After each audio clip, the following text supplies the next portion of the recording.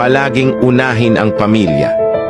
Kapag ikaw ay nagkaroon ng sariling pamilya, dapat mong tandaan kung ano ang mas mahalaga. Dapat mong piliin na mas mahalin ang iyong asawa, lalo na kung may anak na kayo. Unahin mo sila higit pa sa mga kaibigan at tropa sapagkat sila ang iyong tahanan. Pakinggan mo ang bawat saloobin ng iyong asawa, lalo na kung may mga pagsubok na dumadaan. Ipagtanggol mo siya mula sa anumang panghahamak dahil ikaw ang kanyang katuwang at lakas. Mas bigyang pansin mo ang pamilya mong binuo higit pa sa iyong magulang at mga kapatid.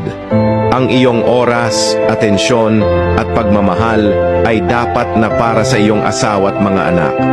At bakit ganito dapat ang iyong gawin?